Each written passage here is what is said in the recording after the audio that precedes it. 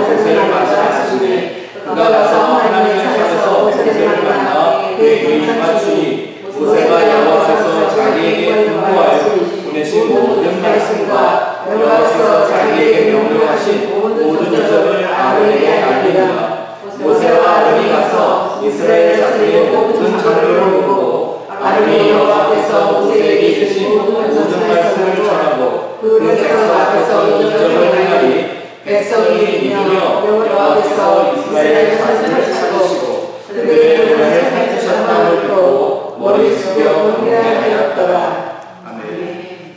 한 장 한 장 안에도요 우리가 배워야 될 구체적인 내용들이 많이 있지만 우리가 한 장씩을 그냥 큰 주제를 한번 살펴보면서 출애굽기의 그 여정이 광야 같은 이 세상을 사는 우리 삶의 여정에 어떻게 적용될 수 있는가를 같이 한번 좀 생각해보는 시간들을 갖고 있습니다.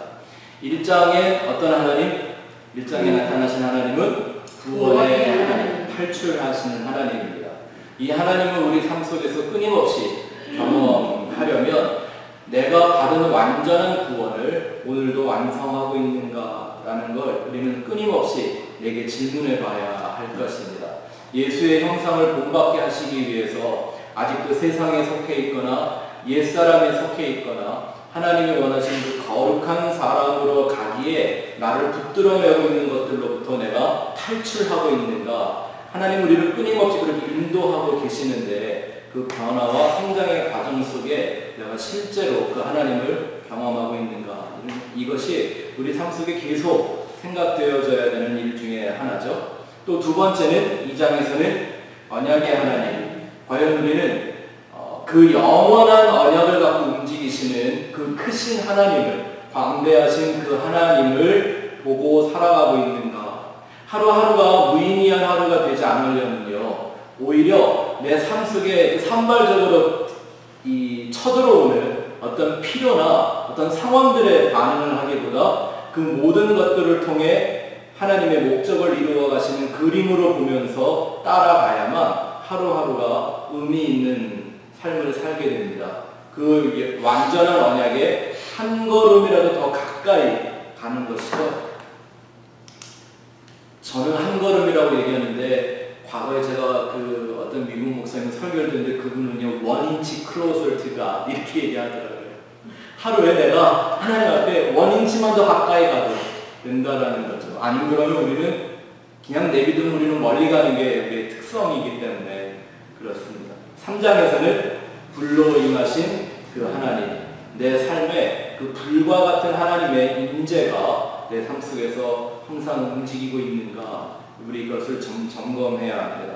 지난주에 말씀드린 것처럼 불은 어떤 감정적인 열정 말하는 게 아니라 하나님의 진리와 그 말씀의 특성을 우리에게 보여주시는 거라고 그랬습니다.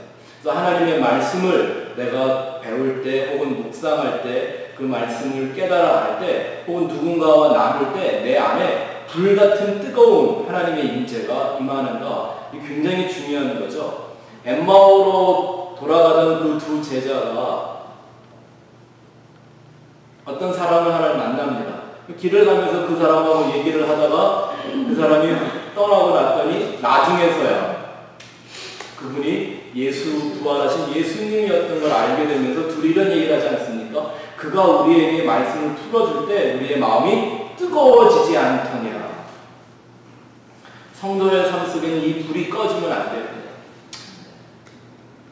그 불을 꺼트리는 얘기들이 있고 그 불을 타오르게 만드는 말씀의 교제가 우리 안에 있습니다. 그 훈련이 우리 삶 속에서 계속되기를 바랍니다. 자, 오늘은 이제 4장에서 사명을 주시는 하나님, 또 그 사명을 감당하도록 하나님이 모세를 무장을 시켜주십니다. 표징이라는 의미도 있지만 그 표징은 모세를 하나님의 종으로, 메신저로 무장을 시켜주시는 그런 의미가 있죠. 뭐가 나오는 거예요? 첫 번째는 우리가 잘 아는 지팡이, 그죠? 또 막 뭐 손이 문둥병이 걸렸다 막 나왔다 하는 이런 일들이요. 또 미래에 되어질 일들을 하나님이 말씀해 주시고 아론까지, 친형제들 아론까지 동역자로 붙여주시는데 이런 의미들이 뭔가 우리가 좀 생각해 봐야 하죠. 하나님의 부르심. 부르심이라는 말도 참 좋지만 영어로도 뜻이 좋은 것 같습니다. calling. 그죠? 하나님이 우리를 부르시는 그 부르심. 하나님이 누군가를 부르실 때에는 그냥 잘못 걸린 전화처럼 헬로하고 부르는 게 아니죠. 분명히 그 안에는 하나님의 사명이 담겨서 따라옵니다. 이런 거죠. 하나님을 안다는 것 자체가, 하나님을 믿는다는 것 자체가, 하나님을 경험했다는 것 자체가 그 사람에게 사명이 됩니다. 맞습니까?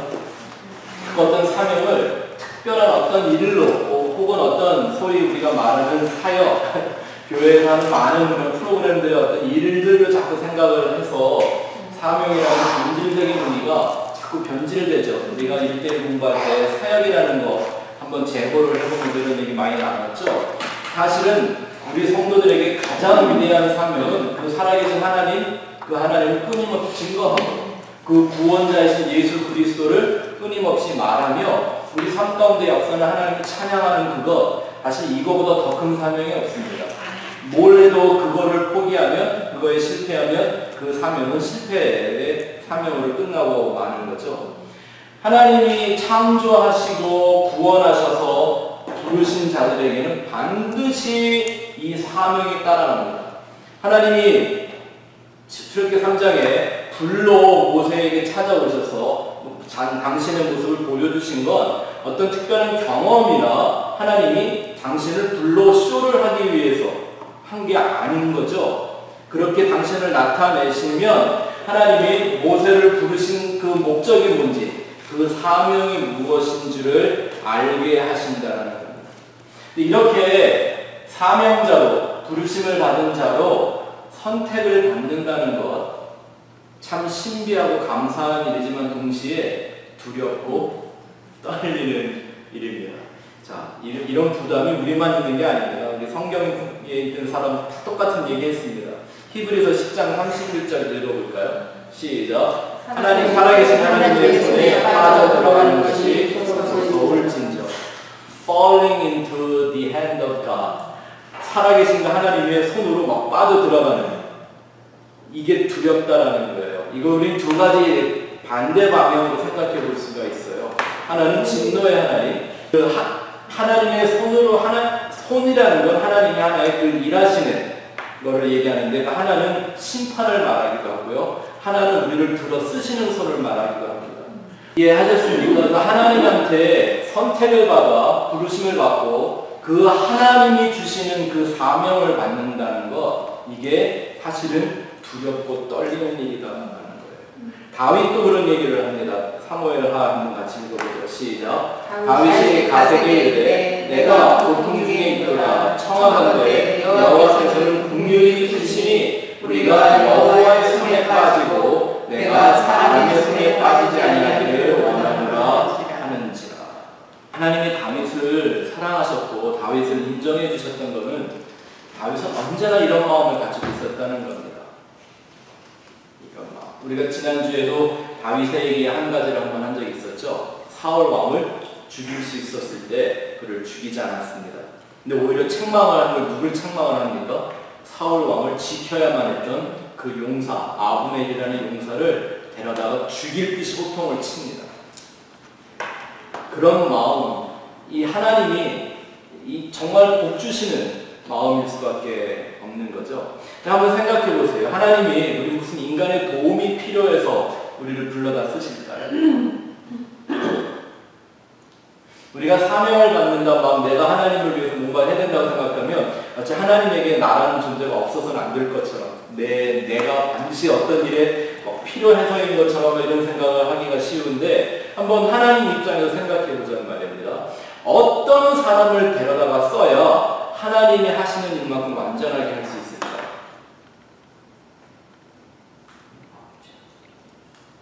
언제나 하나님의 기준에는 미달이겠죠. 성경에 나와 있는 그 놀라운 믿음의 사람들이 꼭 항상 뭘 보여줘요?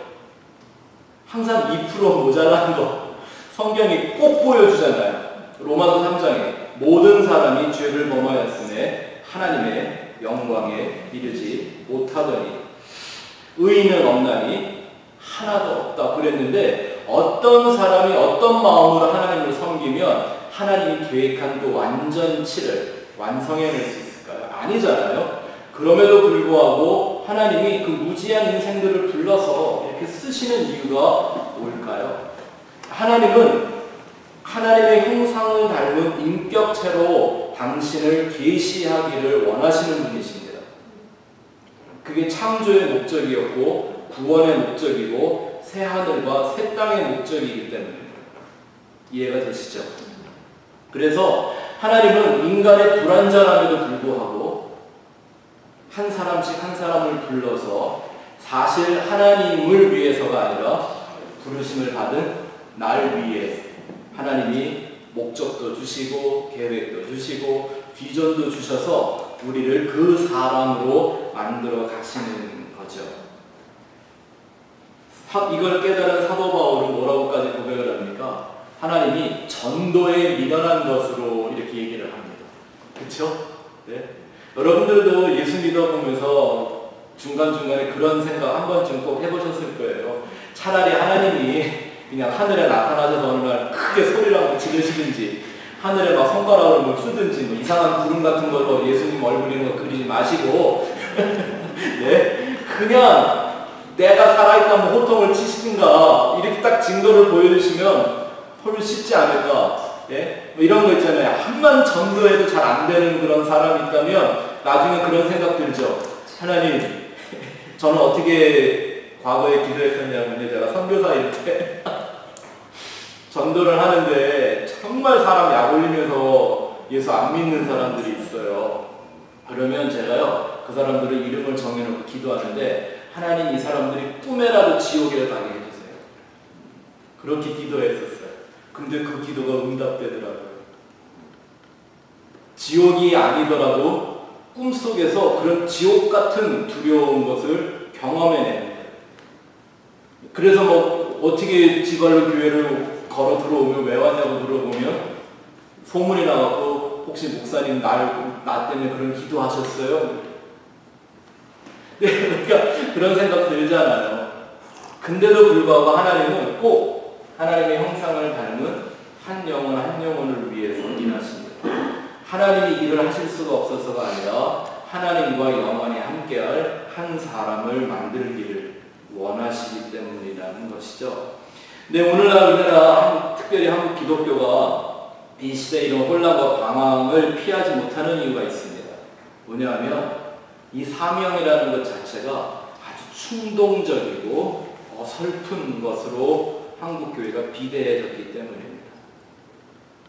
어려서부터 혹시 한국에서 교회를 다니신 분들은 좀 아실 거예요. 뭐 기도원, 부흥회 이런 거.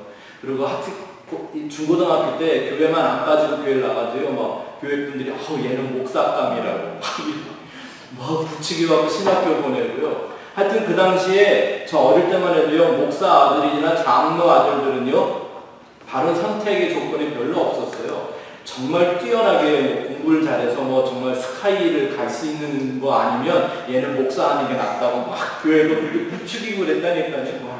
그리고 무슨 부흥회 갔다가 혹은 기도원 갔다가 이상한 체험이라도 한번 하잖아요. 그러면 그게 나에 대한 하나님의 특별한 계시라고 막 생각을 하면서 막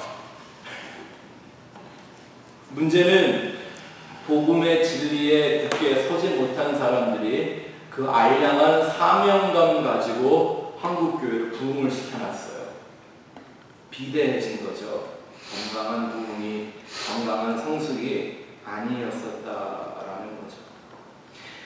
이 복음적인 사명감, 이것을 우리가 온전하게 이해하지 못하면요, 복음을 이해하지 못한 사람들이 종교적인 어떤 그런 목적이나 야심을 갖고 일을 하기 시작하면요, 하나님의 나라는 세워지는 게 아니라 허물어져 가는 거죠. 이렇게 한번 비유를 들어보면 어떨까요? 저도 성가대 주일학교 오래 했던 사람인데 또 합창을 되게 하고 싶어 했던 사람인데요. 성가대 하다 보면 또 그런 사람이 있어요. 뭐 크 좋은 교회들이야 막 이렇게 오디션 해갖고 성가대 대원들을 뽑지만 어디 그냥 성장하는 조그만 교회들이 그래요. 누구든지 노래 하겠다고 일단 받아주는 거죠. 문제는 노래를 잘 알아갖고 가서 하면 괜찮은데 꼭 이상한 소리 내는 음치들이 성가대에는 꼭 한둘이 있게 마련이에요. 근데 그런 사람들이 어느 날 필 받잖아요. 그러면 온 마음과 뜻과 정성을 다해 소리를 내요. 그 소리가 성가대를 막 지저분한 그런 경험 안 해보셨어요? 네.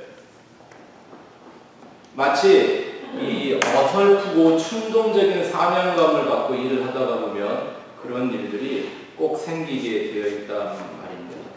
잘 보세요. 누구나 부르심을 받았다고, 누구나 사명이 있다고 해서 다 거룩한 하나님의 종이 되는 것 아닙니다. 많은 사람들이 내가 뭔가 무엇인가를 교회를 위해서 한다라고 하는 목회자부터 평신도 이르기까지요. 이걸 어떤 부르심과 사명을 항상 그런 근거로 삼는데 잘 보세요. 분명히 하나님께 부르심을 받았고 사명을 받았는데도 복음의 반대의 길로 가는 사람들이 있습니다. 누가 있죠? 가룟 유다. 가룟 유다는 누가 불렀죠? 누가 선택하셨어요? 이 제자들 중에는 스스로 예수님을 따르는 사람이 없어요. 예수님 하신 말씀이 너희가 나를 택한 게 아니라 내가 너희를 택하여 세웠나니 라고 하셨어요. 가룟 유다도 누가 부르신 거예요? 그리고 그에게 분명히 예수님이 3년 동안이나 가르치시면서 사명을 줬죠. 근데 어디로 갔어요? 복음의 길로 간 게 아니라 오히려 세상의 길로, 멸망의 길로 갔잖아요. 근데 다른 그 제자들은 다 자기가 하던 일이 뭘 했을 때 불렀는데 가룟 유다에게서는 그게 없더라고요. 가룟 유다는 원래 테러 분자였죠. 젤롯이라고 하는. 옛날에 제가 몇 개월 전에 십자가와 제자들 할 때 가룟 유다에 대한 설교를 한번 했었는데요. 궁금하신 분 한번 다시 들어보시면 잘 나와요. 네. 또 이런 사람 있죠. 하나님이 선택한 것처럼 됐는데도 불구하고 하나님의 목적과는 반대로 간 사람. 사울 왕. 그쵸? 선지자들 중에 없나요? 발람이라는 선지자는 아주 그 당시에 다른 나라 왕이 찾아올 만큼 명성이 있던 사람이었어요. 근데 이 발람은 뭐로 유명해요? 돈 좋아하는 선지자. 뭐 유명하죠? 네. 사도행전에 보면요. 자칭 바예수라는 사람이 나와요. 내가 예수의 아들이다 라고 얘기하면서 복음을 전하려고 쇼를 했던 사람. 소위 말하는 성경에 처음 등장하는 예수 무당이죠. 그게. 네. 바울이 와서 어떤 표적과 기사가 일어나는 걸 보더니만 뭐라 그래요? 그거 어떻게 하면 나도 받을 수 있냐고, 얼마 주면 살 수 있냐고 그러죠. 근데 스스로를 뭐라고 불렀다고요? 내가 그 예수의 아들이다. 이러면서 보세요. 누구나 부르심을 받고 사명이 있다고 해서 그 거룩한 진리의 길로만 가는 게 아니더라는 거죠. 뭐가 잘못되어 있으면 복음적인 사명, 복음적인 부르심, 그것이 온전하지 않으면. 근데 오늘 이 4장의 중요한 까닭은요. 모세도 역시 그랬던 사람 중에 하나예요. 하나님이 그를 이제 변화시키는 시작이 오늘 이렇게 4장을 통해서 일어나게 되는 거죠. 모세의 모습 두 가지를 우리가 기억해 볼 수가 있는데, 하나는요, 모세는 처음 하나님을 만났을 때 평범한 사람들과 다르지 않은 아주 자아중심적인 사람이었다는 거 우리가 딱 초반에서 알 수가 있고요. 또 13절, 14절에 가서 보면 우리 잘 아는 모세가 나는 입이 둔하니까 이러고 갑자기 뒤로 빼요. 예? 왜 그랬을까? 우리가 한번 그런 내용들을 갖고 기독교적인 사명과 리더십에 대한 얘기를 좀 해봅시다. 세상적인 사명감 혹은 리더십의 큰 문제가 뭐냐면, 첫 번째는 자아중심적이고 아주 권위중심적이다라는 거예요. 세상적인 리더십 혹은 세상적인 사명감, 아주 인간의 정욕적인 사명감의 특징이 있는데 그게 굉장히 자아중심적이고 권위중심적인 특징을 가져요. 그래서 사명 있다라고 모든 걸 다 받아들이면 안 되는 거예요. 어떤 모습을 갖고 있나. 자, 1절에 보니까 이 모세가 하나님한테 이렇게 되묻는 말을 보면 모세는 역시 세상 사람이었다는 걸 알 수 있습니다. 뭐라고 하냐면 하나님한테 저희들이 나를 믿지 아니하며, 그렇죠? 또 뭐라 그래요? 내 말을 듣지 아니하면.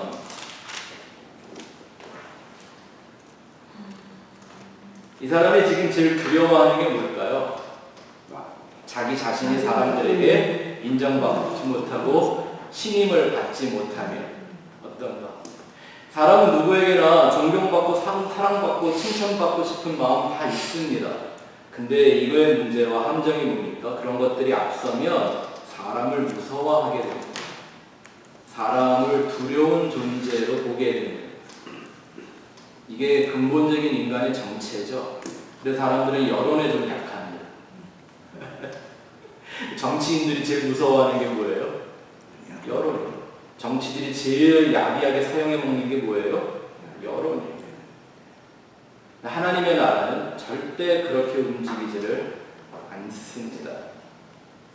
이 사명감과 리더십 같은 것이 복음적이지 않은데도 불구하고 이러한 모습들이 교회 안에서 난무하게 됩니다.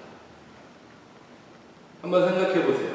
모세는요, 이미 세상의 모든 욕심을 버렸을 나이입니다. 80인데, 그죠? 80의 노인이 무슨 세상에 대한 미련이 남아있겠습니까? 어떤 생각을 하면 만약에 80이 어떻게 하나님의 일을 잘 감당할 수 있을까라는 생각을 하지만 영적인 포인트로 보면 오히려 그게 유리한 겁니다. 왜? 세상에 더 이상 미련이 없을 사람이기 때문에. 그쵸? 40대 불렀다면 좀 얘기가 다를 거예요. 왜냐하면 내가 뭔가 좀 할만하다고 생각하지 않았을까요? 하나님이 모세가 80이 될 때까지 일부러 기다리셨던 건 모세 안에서 세상에 대한 인간적인 욕망을 다 버렸을 때라고 생각을 해볼 수도 있죠. 그러니까 모세가 뛰어넘었어야 했던 거는요, 자기의 나이 문제가 아니었습니다. 어쩌면 그 하나님의 거룩한 리더로서 사명을 감당하기에는 그 많은 나이가 유리할 수도 있었습니다. 근데 모세가 뛰어넘어야 되는 한계가 있었으니 바로 여전히 자기중심이라는 사고방식입니다. 그렇죠? 그래서 항상 우리가 늘 얘기하지만 이 예수 그리스도의 부르심은요, 너무나 놀랍고 신비한 하나님의 영원한 부르심입니다. 제자를 부르실 때 예수님 뭐라고 말씀하셨어요? 자기를 부인하고. 예수님이 부를 때부터 뭐하라고 부르셨어요? 자기를 부인하고. 그리고 자기의 십자가는 언약과 사명이라고 말씀을 드렸습니다. 저번에. 그죠? 이 얘기들이 똑같이 반복이 되죠. 그림은 다른 것 같으나 그 내 안에서 움직이는 하나님의 그 성령, 진리는 언제나 동일합니다. 각 사람과 상황에 따라 하나님이 다른 모습으로 나타내시고 적용을 하는 것 뿐인 것이죠. 모세가 넘어가야 될 부분이 바로 그런 거였다니까요. 모세가 생각하는 리더, 모세가 생각하는 사명, 어떤 거였을까요? 그가 갖고 있는 생각인 뭐가 기준이었을까요? 애굽이 기준이었겠죠. 왜? 애굽에서 40년 동안 왕자 노릇하며 살았잖아요. 그래서 모세가 갖고 있는 리더십 혹은 사명감, 이게 다 뭐예요? 세상에 그 애굽에 물들어 있는 생각들이었을 거란 말입니다. 하나님은 이제 모세 안에서 그것부터 깨트려야만 하나님이 쓸 수 있는 광야의 리더가 되고 그 사명을 감당할 수 있게 되죠. 자, 그 다음 줄 한번 보실까요? 기독교적인 사명과 리더십은 지배적이지 않고 안내라는 거예요. 안내, 가이드하는 거예요. 안내나 희생적인 성격이 강하다. 세상과는 완전히 반대의 개념이죠. 세상이 말하는 리더십 사명은요, 내가 어느 한 자리를 해갖고 남을 지배하고 군림하는 거죠. 그런데 성경이 말하는 리더십 사명엔 그런 내용이 없습니다. 통치는 누가 혼자 하세요? 하나님이 혼자 하세요. 맞습니까?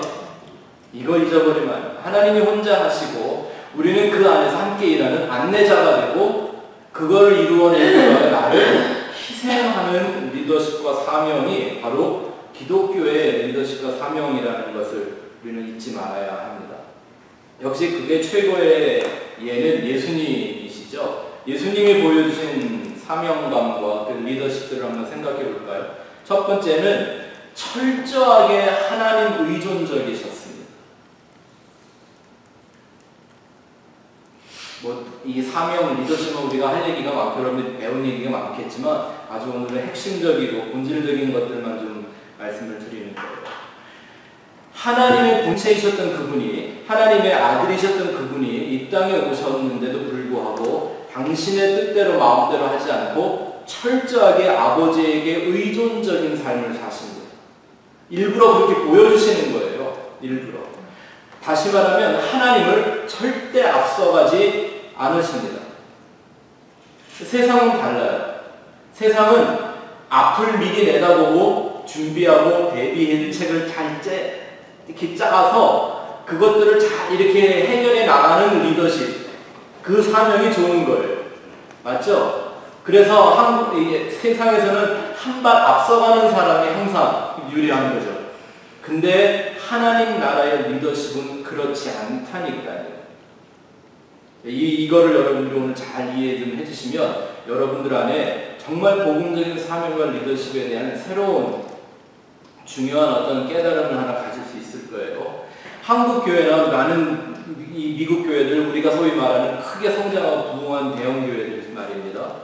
어떤 식의 저희가 신학교 때 그렇게 배웠어요. 90년대 초반에 신학교 다닐 때 교회 성장학을 미국 목사님들 가르쳐 주는데 뭐라 그러냐면요, 교회 안에 있는 프로그램을 마치 대형 백화점 같이 만들어놔야 된다는 거예요.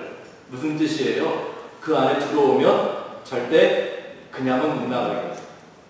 어떤 사람이 들어오든지 정말 그 교회에 이렇게 혹 빠져갖고 그냥 fall in love with the church 이래가지고 그냥 이 교회는 모두 있고 뭐가 좋고 막 이래갖고 정말 종합 백화점 세트 같은 어떤 그런 형태를 만들어야 한다라고 저희 때도 배운 기억이 납니다.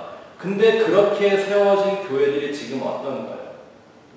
그렇게 세상을 미리 앞서보고 오지도 않은 사람들을 위해서 어떻게든지 사람들을 교인으로 만들어내려고 있는 거 없는 거 다 대비를 만들어 다 짜놨는 그렇게 잘 짜여진 교회들이 오늘날 양쪽으로는 엄청나게 성장했는데 어떤 결과를 주는가요?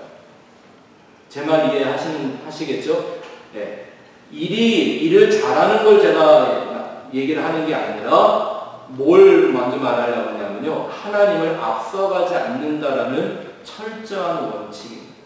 그러니까 리더는 하나님을 따라갈 줄 아는 사람이 리더가 되어야지 하나님을 끌고 다니려고 하는 사람이 리더가 돼서는 안 되는 거죠. 하나님을 앞서가는 것이 사명 아닙니다. 하나님을 잠잠히 따라갈 줄 아는 사람이 진정한 사명이 뭔 줄을 아는 겁니다. 저 역시 25년의 사역을 돌이켜보면서 이게 얼마나 중요한가를 다시 생각해봅니다. 왜죠? 통치하고 주도권은 누구에게만 있어야 하기 때문이죠? 하나님에게만 있어야 합니다. 제가 우리 스펙트럼 교회를 세우고 이렇게 섬기는 과정 가운데 제가 혼자 치열하게 싸우는 영적 전쟁한 부분이 있습니다. 그게 뭐냐면 저도 25년간 목회를 해왔기 때문에요. 경험도 있고 제가 하고 싶은 것도 많고 내가 막 판단하고 하게도 되고요. 막 이런 것들을 생각하면서 이리저리 막 정신없이 교회를 움직이고 막 바쁜 일을 만들어주고 네? 마치 우리가 살아있는 걸 느끼게끔 막 이런 걸 하고 꾸며보고 싶은 생각들이 하루에도 수십 번, 수백 번을 제 마음을 후집고 지나갑니다. 또 막 잘 되고 있는 그런 교회들을 보면 부러운 마음에 우리도 이거 해야 되는데 우리도 저거 해야 되는데 막 이런 생각들이 있는데요. 제가 그것과 싸워야 한다는 거예요. 만일 제가 했던 경험이나 다른 일반적인 교회들이 하는 것이 부러워서 그걸 돈 받아갖고 하려고 막 한다면 이 교회는 누가 세우는 교회일까요? 김 목사가 세우는 교회예요? 예수님이 세우는 교회예요? 그 의미를, 그 차이를 이해하시겠죠? 지금 그런 얘기를 하는 거예요. 예수님도 이 땅에 오셨을 때 아주 철저하게 하나님 아버지에 의존적으로 살으셨습니다. 제자들이 막 조바심을 내면서 도대체 언제 하나님의 나라 언제 이루어져요? 당신의 나라는 언제 해요? 막 이러고 물어보면 예수님은 그 날은 나도 모르고 참사도 모르고 누구만? 하나님 아버지만 아십니다. 예수님 오늘 안식일인데 왜 이렇게 열심히 일하세요? 아버지가 일하시니 나도 일합니다. 예수님이 한 걸음도 하나님을 앞서가지를 않으십니다. 진정한 부르심과 사명을 아는 사람들은 힘들어도 고통스러워도 그 자리에 서 있습니다. 하나님을 따라가는 자리. 그들이 복음적인 리더들이요 사명자들인 거죠. 두 번째는 사람의 도움과 인정이 없어도 이루어 나갈 절대적인 사명이 되어야 한다는 것. 사람들이 인정해주거나 칭찬해주거나 동의해주거나 도와주지 않아도 하나님이 내게 주신 거라면 나는 어떤 것과 타협하지 않고 가야만 되는 절대적인 사명이 되죠. 그걸 예수님은 뭐라고 하셨나요? 십자가. 그 길은 좁고 협착한 길이라 찾는 사람이 거의 없다. 너희들은 반드시 내 이름으로 나가서 핍박을 받을 것이다. 세상에서는 환난을 당하고 말 거다. 예수님 늘 그렇게 말씀해 주셨어요. 그래도 포기하지 말아야 한다니. 내가 걸어가야 될 그 복음의 길, 생명의 길. 세 번째는 예수님이 보여주신 리더십과 사명은 남을 이용하는 리더십이 아니라 자신을 희생하는 리더십이었습니다. 역시 이것도 뭐예요? 십자가. 예수님이 이 땅에서 뭘 얻고 싶은 게 있으셨을까요? 땅에서 뭘 누리고 싶어 하셨을까요? 제자들이 아마 제일 듣기 싫었던 말 중에 하나가 이런 거예요. 예수님 입만 열면 난 죽으러 갔다. 아니 살아야지 왜 죽어요.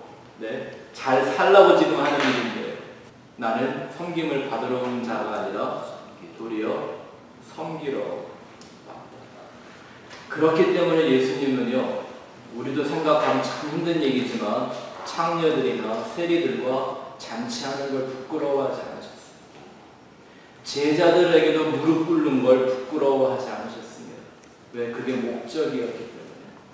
근데 그것이 목적이 아닌 사람들에게는 죽기보다 힘든 일인 거죠. 누군가에게 내가 무릎을 꿇어준다는 거. 근데 그렇게 무릎 꿇지 못하는 사람들이 오늘날 강단에 서 있으면 하나님의 나라가 어떻게 되어질까요? 오히려 예수님에게는 그것이 기쁨이야. 십자가의 복음을 계시하기 위해 내가 꿇어주는 무릎이 예수님에게는 오히려 늘 기쁨이셨다니까요. 네 번째, 예수님의 리더십은 주종관계를 이루는 리더십이 아니라 주종관계, 주인과 종, 그렇죠? 종의 관계를 이루는 리더십이 아니라 리더와 팔로우의 연합, 생명까지 줄 수 있는 친구. 예수님이 보여주신 최고의 거룩한 리더십은 프렌십이었습니다.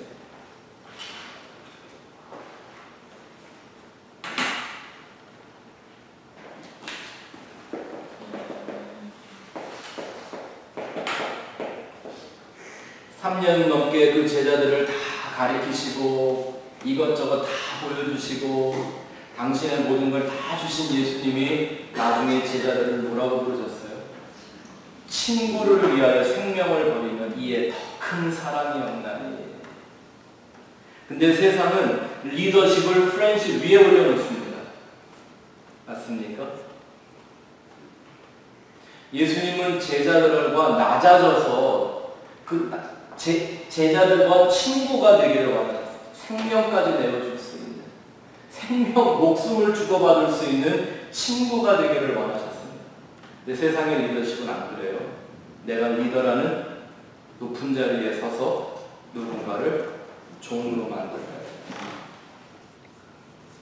시간이 가면 갈수록 저와 여러분들의 관계가, 우리 모두의 관계가 그런 친구의 관계였으면 좋겠습니다. 전에 말씀드렸죠. 성경이 얘기하는 우리 세상에서의 가장 최고의 영적 관계는 친구라는 거예요. 하나님이 아브라함을 최고로 칭찬할 때 뭐라고 그러셨어요? 너는 나의 친구다. You're my friend. 그 의미가 담겨 있는 거죠. 그래서 우리는 사람들을 끌고 다니는 사람들이 되는 게 아니라 생명을 내어주는 친구가 되어줘야 정말 예수님과 십자가를 아는 리더십과 사명감을 갖고 있는 존재가 되는 거죠. 그 얘기를 히브리서 3장에서 이렇게 정리하고 있습니다. 같이 읽어보죠. 시작. 그러므로 함께 하늘의 부르심을 받은 거룩한 형제들아, 우리가 믿는 우리의 사도이시며 대제사장이신 예수를 깊이 생각하라. 그는 자기를 세우신 이에게 신실하시기를 모세가 하나님의 온 집에서 한 것과 같이 하셨으니, 그는 모세보다 더욱 영광을 받으려는 것이 마치 집 지은 자가 그 집보다 더욱 좋은 계약 같으니라. 집마다 지은 이가 있으니 만물을 지으신 이는 하나님이시라. 또한 모세는 장래에 말할 것을 증언하기 위하여 하나님의 온 집에서 종으로 신실하였고, 그리스도는 하나님의 집을 맡은 아들로서 그와 같이 하셨으니, 우리가 소망의 확신과 자랑을 끝까지 굳게 잡고 있으며 우리는 그의 집이라. 아멘. 이게 우리의 부르심이고 이게 우리의 사명이라는 것. 이것이 그 부르심과 사명의 근본적이고 핵심적인 목적이라는 것을 우리가 절대 잊지 말아야 합니다. 그래서 지금 예수님과 누구를 비유해요? 모세를 비유하면서 우리가 그의 집과 같은 존재가 되어야 한다고 말씀하고 있는 거죠. 또 사도행전에 보면 초대교회를 일으켰던, 초대교회의 주역을 했던 몇몇 사람들의 이름들이 성경에 간혹 등장을 하죠. 그 놀라운 사명, 그 부르심을 감당하는 사람들 얘기가 나오는데, 오히려 누가와 같은 이 엘리트는요, 그림 뒤로 숨습니다. 사도행전의 전체적인 걸 보면 누가에 대한 얘기가 나와야 안 나와요. 자기가 쓰는데도 놀랍게 자기 이름을 단 한 번도 쓰지를 않습니다. 참 기막힌 사람들인 거죠. 또 브리스길라와 아굴라라는 평신도 부부. 저는 우리 교회 모든 부부가 다 이런 부부들이 됐으면 좋겠습니다. 어느 날 soon and very soon. 또 바울의 곁에 항상 있었던 신라와 같은 그런 동역자들이에요. 또 사랑으로 봉사하다가 죽을 만큼 봉사하다가 죽음을 맛본 도르가라는 여자, 자두 장사를 했던 리브가라는 이런 사람, 루디아라는 자두 장사 같은 이런 사람들이에요. 근데 이런 사람들을 보면요, 소위 우리가 알고 있는 것 같은 교회를 막 끌고 나가는 지도자들이었어요? 아니었어요. 오히려 그들의 이름은 성경에 별로 관심이 없어요. 자기 맡은 자리에서 이거 해내는 사람들, 예수님처럼 자기를 희생하고 드리고 자기의 삶을 통하여 예수와 십자가를 계시해내던 그 사람들의 이름들이 성경에 기록된다는 말입니다. 근데 안타깝게 오늘날 신문에 기록되는 이름들은 그런 이름들이 아니죠. 오늘날 교회처럼 어떤 직분이나 타이틀이나 조직의 수장이 돼서 권리 주장을 하는 이런 사명이나 리더십의 기록은 성경에 아예 있지도 않습니다. 있다면 책망의 대상으로 나오죠. 예, 쭉 바울 서신들을 읽어보면 항상 바울이 경고하는 사람들이 있었어요. 가만히 들어와서 교회를 다시 옛날로 돌이키려고 하는 유대주의자들 말입니다. 오늘 나오겠지만 할례 이런 거 따지고 유대인과 이방인 이런 거 따지면서 은근히 또 율법으로 돌아가려고 하는 이런 유대주의자들, 아주 바울이 신랄하게 그들을 책망하고 저주하죠. 근데 이런 얘기를 이렇게 하면은요, 제가 이런 걸 갖고 이렇게 토의를 했을 때요, 어떤 분들이, 목회자들도 이렇게 반응하는 분들이 있었어요. 선생님, 그건 초대교회 2000년 전에 원시적인 교회 처음 생겼을 때 초대교회 모형이니까 그랬지, 오늘날 교회를 그렇게 하면 교회가 되겠냐라고 반문하는 분들이 꽤 많이 있었어요. 여러분들의 생각은 어떠세요? 그럼 저는 이렇게들 제가 다시 좀 알기를 합니다. 뭐냐면 그러면 지금처럼 오늘날 우리가 보는 현대 교회들처럼 확 집중 세우고 사역이라는 프로그램 시스템을 잘 갖춰놓은 교회가 초대교회보다 더 완성된 교회란 말씀입니까? 하고 제가 반문을 해요. 거기에 대해서 속 시원한 대답은 아직 한 번도 못 들어봤어요. 왜? 성경이 그렇게 얘기하고 있지 않은 걸 우리는 너무 잘 알고 있기 때문에 그렇죠. 요한계시록에 보면 나오는 그 말세 교회들의 특징은 뭐예요? 겉으로는 부해 보이지만 실상은 가난한 자가 돼서 헐벗은 자가 돼서 자기의 부끄러움도 모르는 그런 수치스러운 교회가 되어 있다고 얘기하고 있지 않습니까? 에베소 교회 얼마나 성경 공부 열심히 하고 얼마나 막 이단들도 막 다 척결해내는 교회였습니까? 근데 뭘 잃어버렸다고요? 처음 그 사랑을 잃어버려서 예수님이 촛대로 막 옮겨버린다고 막 협박하지 않았습니까? 교회는 이렇게 종교 집단처럼 구성이 돼서는 안 된다라는 걸 이게 알아요. 그러니까 하나님이 그런 종들을 들이켜 세울 때 들어야죠. 듣고 빨리 그 부르심 앞에 무릎을 꿇고 회개해야 하는데 사람들이 이 예수님의 프렌십이라는 하나님 나라의 통치 원리를 배우지 않고 세상이 주는 리더십의 맛을 보면 그 자리에서 안 내려온다. 우선 목회자들 그것들을 듣기 싫어하죠. 그래서 오늘 제가 여러분들한테 예수님의 그 리더십 중에 하나 그래서 어떻게 들으셨는지 모르겠지만 저한테는 굉장히 중요한 깨달음이고 이해 중에 하나였는데 뭐냐면 제자들에게 무릎 꿇기를 기뻐했던 예수님의 모습입니다. 목회자들의 어떤 자기의 아성만 쌓아놓고 군림하는 왕같은 대접을 받으며 결코 하나님 앞에 회개하는 모습을 보이지 않는 목회자들 과연 살아있는 지도자인가 우리가 한번 되짚어볼 필요는 있지요. 오늘날 그런 주회종들이 일어나기를 기도해야죠. 그 교회들이 그런 소리에 무릎을 꿇을 수 있도록 기도해야죠. 근데 하나님이 그렇게 치셔도 뭐 심지어 목회자 한 사람이 바뀌지를 않으면 안 되는 뭐 이런 얘기 막 대놓고 하면 안 되겠지만 뭐 어느 교회라고 말하면 또 혼나겠지만 그런 교회들이 있죠.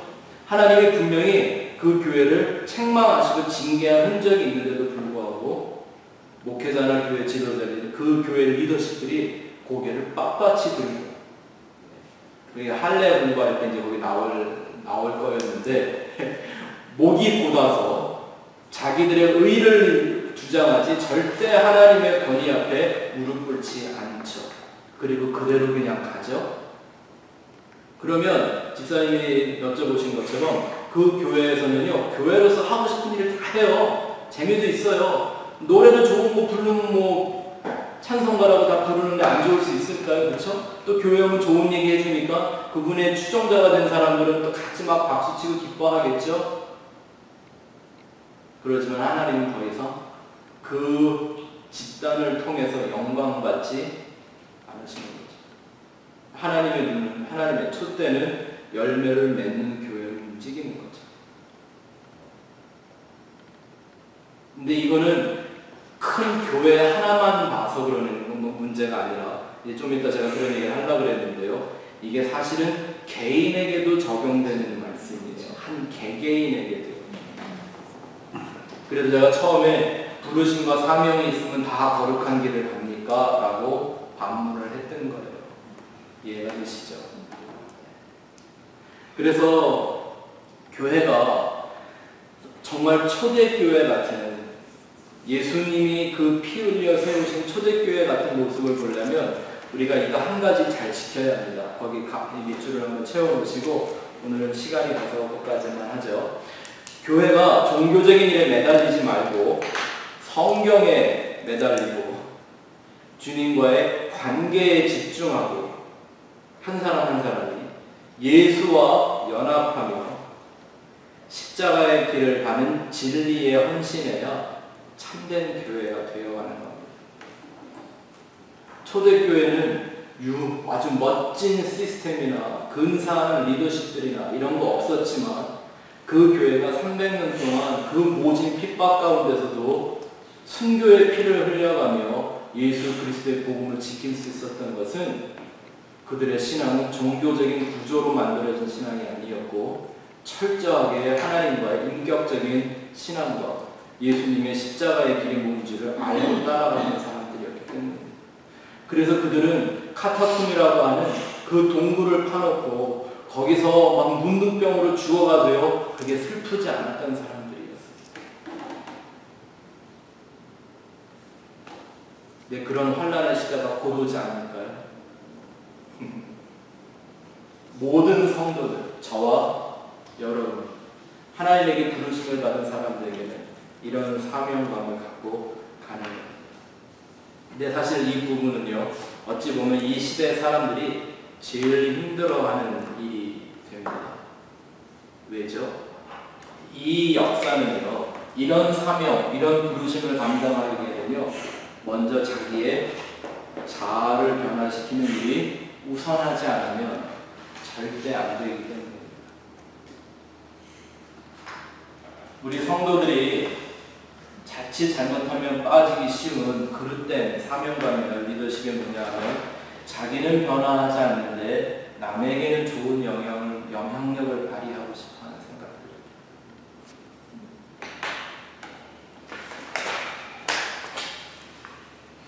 지난 주일인가 어느 주일에 한번 그런 얘기, 그 한 목사님 얘기도 하셨어요. 이찬수 목사님. 저는 그분이 과거에 몇 년 전에 그분의 설교를 좀 유명해지실 때요. 설교를 듣다가 제가 하나 좀 마음에 들었던 게, 그래도 우리나라에 몇 안 되는 대형교회 목사님들 중에 강단에서 회개하고 눈물을 흘리며 설교하는 목사님이 있더라고요. 그나마.